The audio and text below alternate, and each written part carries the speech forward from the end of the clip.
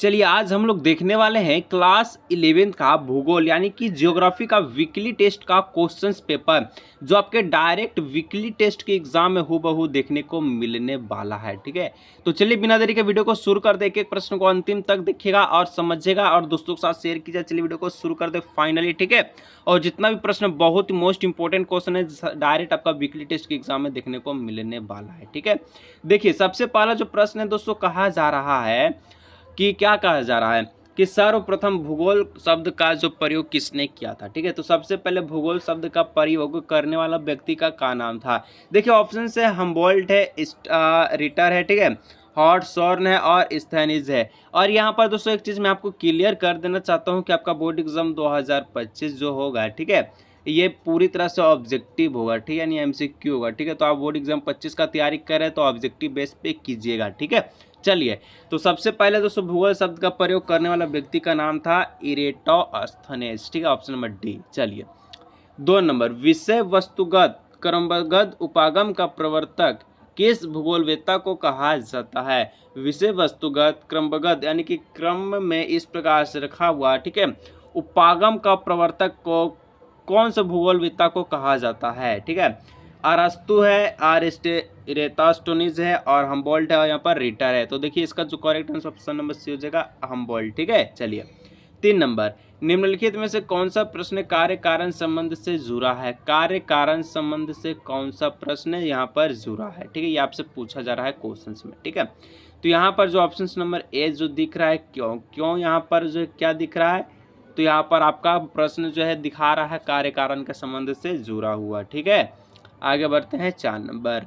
4 number दोस्तों कहा जा रहा है कि पृथ्वी का आकार को क्या कहते हैं। तो पृथ्वी का आकार को क्या कहते हैं, तो बहुत सारे बच्चा लोग कहते हैं कि सर संतरा कहते हैं, ये संतरा का आकार का है, तो ये संतरा का आकार का नहीं है। तो क्या गोलाकार का है, तो गोलाकार का भी नहीं है। ना आपका भूगोल है जिसको हम लोग भूभाव कहते हैं, भूआव। ठीक है, और ये कई बार बोर्ड एग्जाम 2025 में भी पूछा गया है। ठीक है, अगर दोस्तों आप लोग अच्छा तैयारी करना चाहते हैं बोर्ड एग्जाम 25 में तो आप अच्छा से इस चैनल को सब्सक्राइब कर लीजिएगा, दोस्तों के साथ शेयर कीजिएगा, बेल नोटिफिकेशन कॉल पे प्रेस कर लीजिए। एग्जाम का तैयारी आप अच्छा तरह से कर सकते हैं। 5 नंबर, जीवन का विकास लगभग कितने करोड़ वर्ष पहले आरंभ हुआ। ठीक है, ये जो आपका पृथ्वी है, अर्थ है, ठीक है, अर्थ पर अभी आपका जीवन जो चल रहा है, तो इससे पहले ये कितना साल पहले ये यहाँ पर जीवन स्टार्ट हो गया था, यानी कि जीव जंतु यहाँ पर रहने लगा था। ठीक है, तो लगभग दोस्तों 380 करोड़ वर्ष पहले। ठीक है, 380 करोड़, और ये जो संख्या है ये आपका बहुत ही बड़ा संख्या है। ठीक है, चलिए आदमी का जो उम्र होता है 60 साल, 70 साल, 80 साल, इसके बीच तक का होता है। ठीक है, चलिए यहाँ पर ऑप्शन नंबर डी हो जाएगा। ठीक है, आगे दोस्तों हम लोग बढ़ते हैं तो 6 नंबर प्रश्न कहता है पृथ्वी का संबंध पृथ्वी की प्रारंभिक वायुमंडल में कौन सी गैस दिखता है।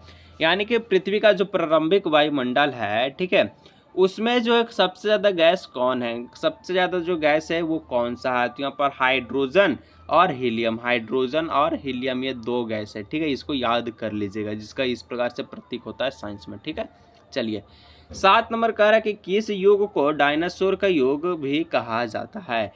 किस युग को दोस्तों डायनासोर का युग कहा जाता है, ये आपसे पूछा जा रहा है। ठीक है, देखिए तो यहाँ पर ऑप्शन नंबर है क्रिटेशियस, जुरेसिक और कार्बोनिफेरस और ट्रियासिक। ठीक है, तो डायनासोर का युग को दोस्तों हम लोग जुरेसिक कहते हैं, जुरेसिक, ऑप्शन नंबर बी। ठीक है, चलिए 8 नंबर, निहारिका परिकल्पना किस विद्वान ने दिया है। निहारिका परिकल्पना किस विद्वान ने दिया है। ठीक है, तो लाप्लेस, लाप्लेस। ठीक है, ऑप्शन नंबर ए हो जाएगा, लाप्लेस। इसको अच्छी तरह से याद रखिएगा, लाप्लेस। ठीक है, आगे बढ़ते हैं 9 नंबर। 9 नंबर का रहा है पृथ्वी की त्रिज्या कितनी है। ठीक है, पृथ्वी की त्रिज्या कितनी है, तो टोटल दोस्तों पृथ्वी का जो त्रिज्या है 6371 किलोमीटर है। ठीक है, 6371 किलोमीटर।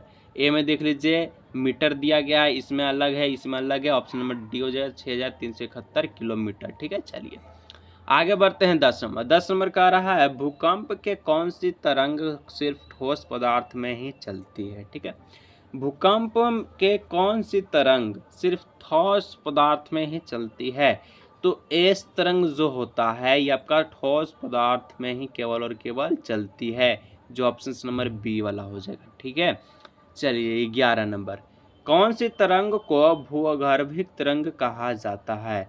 कौन सी तरंग को भूगर्भिक तरंग भी कहा जाता है? तो ऑप्शन नंबर हो जाएगा डी नंबर, पी व एस दोनों तरंग को भूगर्भिक तरंग कहा जाता है। ठीक है।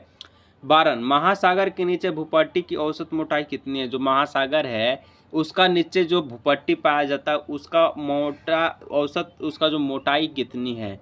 तो आपका 5 किलोमीटर है, ज़्यादा नहीं। ठीक है, 5 किलोमीटर, ऑप्शन नंबर ए हो जाएगा। ठीक है। चलिए आगे दोस्तों हम लोग बढ़ते हैं। तो 13 नंबर क्वेश्चन से, महाद्वीपीय विस्थापन सिद्धांत किसने और कब दिया था? तो महाद्वीपीय विस्थापन सिद्धांत किसने और कब दिया था?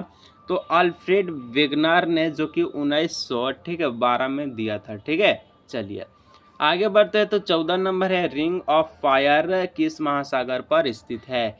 तो रिंग ऑफ फायर याद रखिएगा प्रशांत महासागर में स्थित है, ऑप्शन नंबर ए हो जाएगा। ठीक है। चलिए 2 और क्वेश्चंस बचा। 15 नंबर, प्रविष्ठान क्षेत्र किसे कहते हैं? तो प्रविष्ठान क्षेत्र का वह स्थान जहां प्लेट नीचे धंसते उसको कहते हैं प्रविष्ठान क्षेत्र। ठीक है।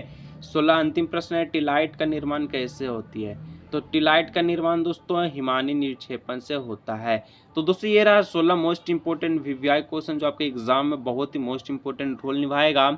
और एग्जाम से पहले दोस्तों मैं आपको वीडियो दे दूंगा, उसको देख के जाइएगा, उससे आपका 40 में 40 नंबर आपका पक्का हो जाएगा। ठीक है। चलिए आज की इस वीडियो को यहीं रखते हैं, मिलते हैं नेक्स्ट वीडियो।